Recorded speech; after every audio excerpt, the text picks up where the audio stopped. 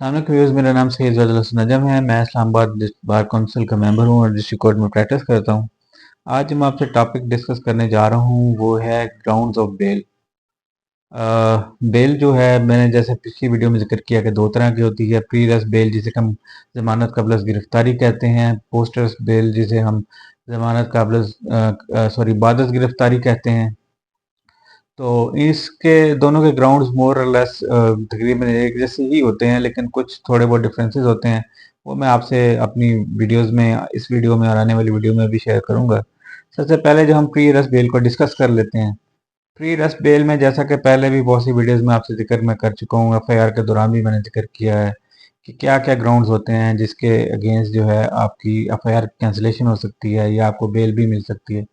अच्छा, बेल के लिए मैं आपको एक चीज़ बताता चलूँ कि बेल कभी भी अक्यूज़ का मैटर ऑफ राइट नहीं होता, कोर्ट की डिस्कशन होती है।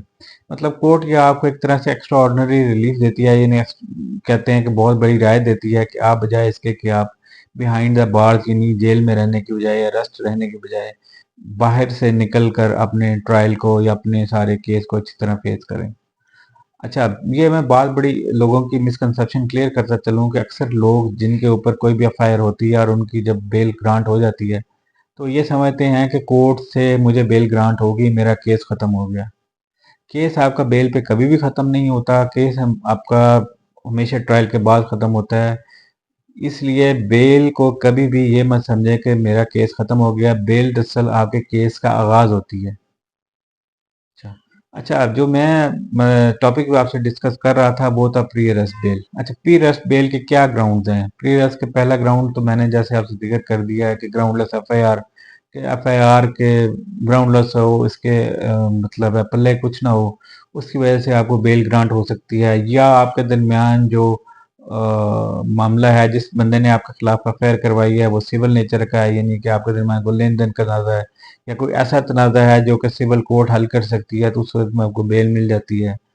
या फिर आपका जो आपके अगेंस्ट एफआईआर हुई है और जो आपके लॉयर ने या किसी ने कोर्ट के सामने आर्गूमेंट्स किए हैं, उसकी वजह से कोर्ट के माइंड में कोई रीजनेबल डाउट ऐसा बन गया है, कोई ऐसा शक कोर्ट के जहन में आ गया है जिसकी वजह से कोर्ट को लगता है कि आप शायद इस क्राइम में इन्वॉल्व हैं या नहीं है, उस वजह से कोर्ट आपको बेल ग्रांट कर सकती है।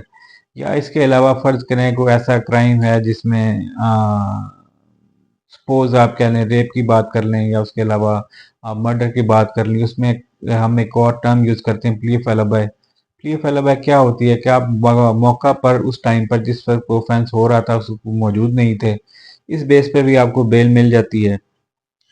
उसके अलावा एक और इसमें ग्राउंड होता है रूल ऑफ कंसिस्टेंसी। कंसिस्टेंसी जो है वो क्या होती है? रूल ऑफ कंसिस्टेंसी क्या होता है?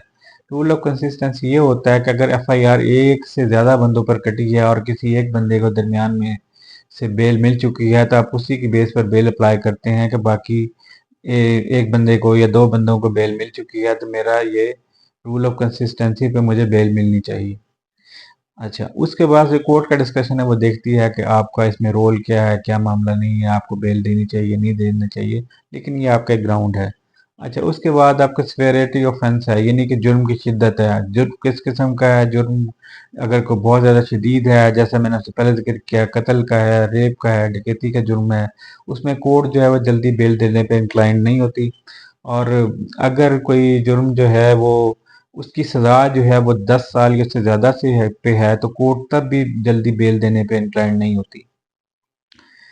अगर फ़र्ज़ करें, अगर आपके ऊपर किसी बंदे को ज़ख्मी करने का क्या कहते हैं कि एफआईआर कटी हुई है, या आप उसके ऊपर आपको ये एफआईआर में आप पे ये इल्ज़ाम है कि उसको आपने जान से मार देने की कोशिश की है, तो फिर ये देखा जाता है कि आपने जब उसको ज़ख्मी करने की कोशिश की, तो वो आपकी जो ज़र्ब थी या आपका फायर था, अगर आपने किसी फायर आर्म से फायर किया तो वो फायर कहाँ पे लगा? अगर वो किसी उसकी ऐसी जगह पे लगा है जहाँ पे उसके जान जाने का कोई खदशा नहीं था, तो फिर आपको बेल उस सूरत में भी ग्रांट हो सकती है। हाँ, अगर आपका फायर कोई ऐसी जगह पे लग गया है जिस पे उसके जान जाने का खदशा था, तो फिर आपको बेल कतई भी ग्रांट कोर्ट जो है वो नहीं करेगी। तो ये इसके अलावा इसके अलावा मज़ीद जो है, अगर आप एफआईआर में नामज़द नहीं है, नॉमिनेटेड नहीं है, आपका नाम नहीं है, फ़र्ज़ करें किसी एफआईआर में नामालूम अपराध लिखे गए हैं और आपको उसमें बाद में डाल दिया गया है, वो एक अलग से टॉपिक है जिसको मैं डिस्कस करूँगा कि कैसे एफआईआर में नामालूम बंदों की शक्ल में दूसरे अफराद को डाला जाता है। तो उस सूरत में भी अगर आप नॉमिनेटेड नहीं है एफआईआर में, तो आपको बेल मिलने के काफ़ी चांसेस होते हैं। तो मेरी ये वीडियो आज यहीं तक है। इसको जो है मज़ीद आप जो है लाइक करें, सब्सक्राइब करें और शेयर करें, अपने बाकी दोस्तों और अजीज़ों रिश्तेदारों को भी बताएं। और मेरा ये मटेरियल जो है वो टिकटॉक पे, इंस्टा पे, यूट्यूब पे और फेसबुक पे अवेलेबल है। मेरा नीचे व्हाट्सएप नंबर दिया गया है, बाकी सारे मेरे लिंक्स दिए गए हैं, आप मुझसे कहीं भी रब्ता कर सकते हैं। जज़ाकल्लाह।